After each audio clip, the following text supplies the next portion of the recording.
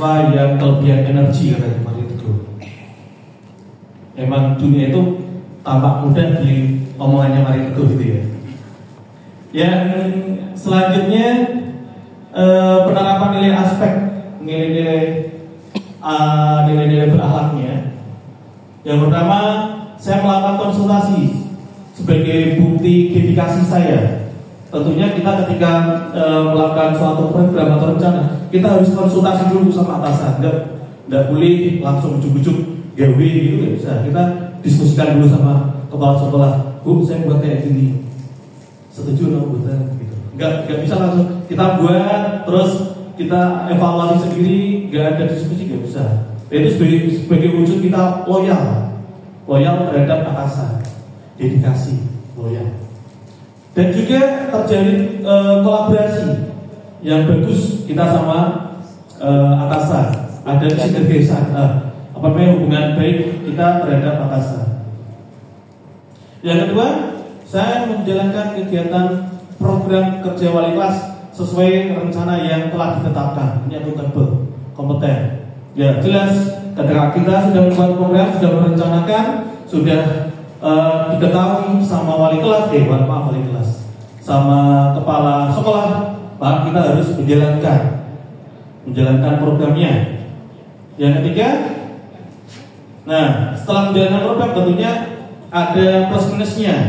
Plus minus itu artinya ada yang pro dan kontra, ada yang setuju, ada yang tidak setuju. Maka saya menerima atau menghargai masukan, saran baik siswa, kadang siswa juga ketika saya menjadi wali kelas, saya juga meminta masukan dari siswa seperti membuat kesepakatan kelas, apa sih yang mau kamu yakini? Itu biasanya yang kelas itu. Nah itu saya terima, saya nggak boleh mentang-mentang saya seorang guru, seorang orang dewasa, kamu harus ikut saya, nggak bisa. Saya harus mendengar masukan biar menjadi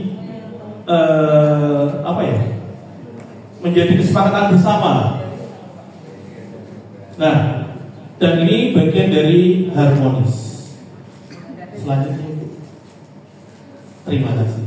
Yang kedua, rencana hasil kerja pimpinan yang diintervensi. Yang kedua adalah ini masih sama, cuma di sini kalau tadi wali kelas, kalau sekarang adalah pembina ekstra.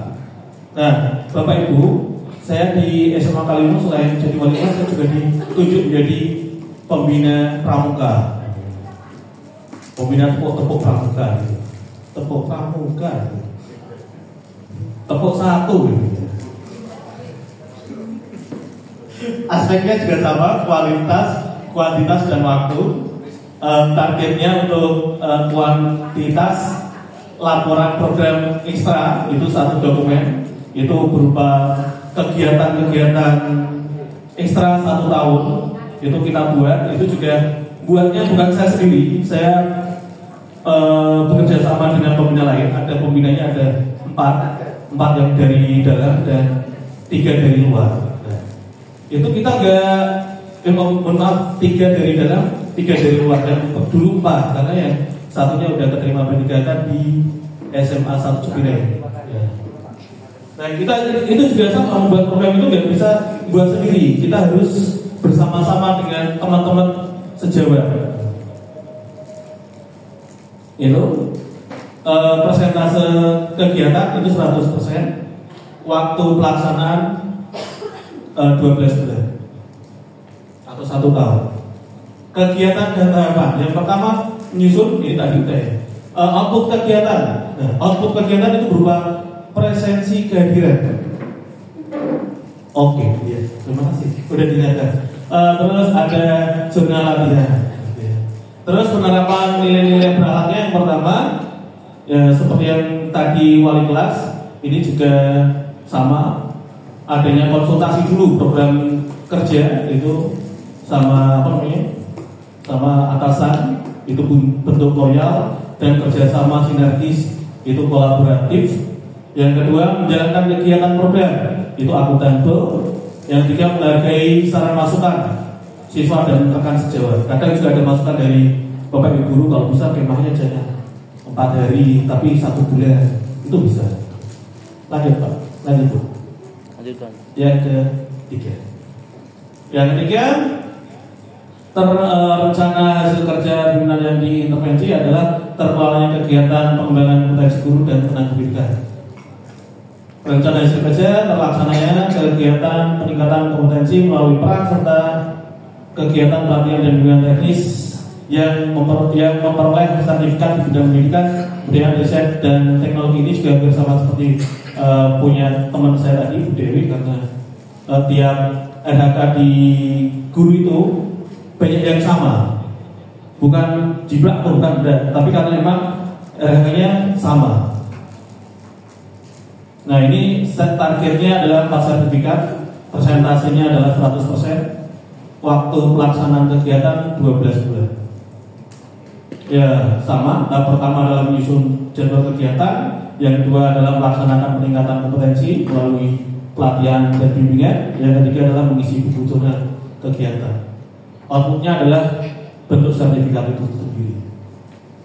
Penerapan nilai-nilai beralatnya, saya membuat jadwal peningkatan kompetensi melalui pelatihan dan bimbingan teknis yang dilaksanakan selama 1 tahun. Itu akuntabel. Saya melaksanakan peningkatan kompetensi melalui pelatihan dan bimbingan teknis berdasarkan rencana yang telah direncanakan, akuntabel dan kompeten. Yang ketiga, saya mengisi buku jurnal pelatihan dan bimbingan teknis dengan disiplin. Ini akuntabel. Lanjutnya, ini yang terakhir. Terkelolanya pembelajaran yang berfokus pada implementasi kurikulum operasional satuan pendidikan KSOP. Rencana hasil kerjanya adalah terlaksana pembelajaran melalui perencanaan dan perangkat penilaian atau asesmen yang mengacu pada kurikulum operasional satuan pembelajaran. Kuantitasnya jurnal mengajar, daftar nilai, modul ajar. Kualitas persentase kehadiran 100%, waktu pelaksanaan ini 1 tahun. Terus kegiatan dan tahapan, merencanakan kegiatan pembelajaran, melaksanakan kegiatan pembelajaran dan melakukan evaluasi. Ini adalah tugas pokok kita sebagai seorang guru, merencanakan suatu kegiatan biar kita punya pedoman. Terus kita harus melaksanakan, kalau sudah direncanakan kita harus melaksanakan. Selanjutnya kita melakukan evaluasi untuk perbaikan apa yang harus diperbaiki. Output kegiatannya adalah jurnal mengajar, daftar nilai, modul ajar. Penerapan nilai-nilai yang berakhlak, saya berkomitmen memberikan praktek pembelajaran yang berpihak peserta didik dengan peserta didik. Pembelajaran yang berpihak peserta didik. Kita biasanya menggunakan pembelajaran yang berdiferensiasi, tidak monoton ceramah terus, karena cara belajar siswa itu berbeda-beda. Ada yang kinestetik, ada yang audiovisual, visual gitu. Kita nggak bisa menyamakan gitu. Ini adalah berorientasi pelayanan. Yang kedua adalah saya bekerja sama dengan teman sejawat untuk mengembangkan model pembelajaran yang menyenangkan. Ini biasanya saya bekerja sama dengan Bu Ratih, sama Malika, sama Bu Yunifat juga pernah, sama Pak Fahri juga pernah, sama-sama berhormat Malika.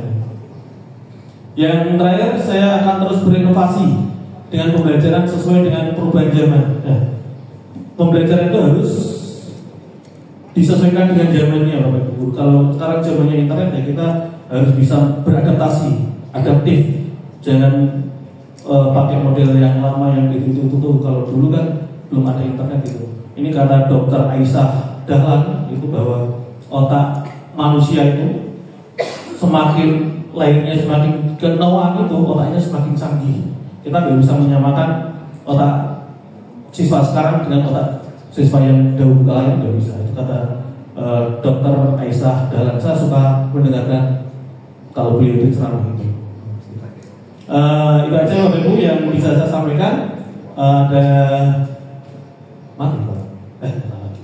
ada yang mau ditanyakan, saya mohon sarannya untuk perbaikan ke depannya. Sekian dari saya, mohon maaf bila ada kekurangannya. Assalamualaikum warahmatullahi wabarakatuh. Waalaikumsalam.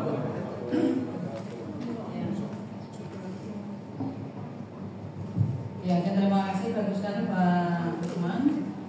Sedikit yang pertama, saya meluruskan saja, Masih ngerekam. berikutnya kok sempat KSOP, KOSP. Oh yes. Nah bahkan sekarang itu malah istilahnya lebih ke KSP. KSP, jadi kurikulum satuan pendidikan, pokoknya hilang ya. Oke. Kurikulum operasional satuan pendidikan ini dulu, sekarang kurikulum satuan pendidikan. Tapi karena kayaknya pedoman yang panjenengan semua pakai itu masih KWSP ya nggak masalah ya. KWSP. Kurikulum operasional satuan pendidikan. Kemudian yang kedua, saya salut Pak Lukman dan saya kira juga mungkin yang lain bahwa memang apa yang panjenengan buat jadi tidak semata-mata pimpinannya punya visi apa, punya keinginan apa, langsung itu di apa namanya ya, kayaknya satu-satunya yang harus dilaksanakan itu. Jadi seolah-olah menutup kreasi diri. Nah ini jangan kayak yang di sebelah deh, di Kongresi itu kan wakil presidennya itu bilang gini,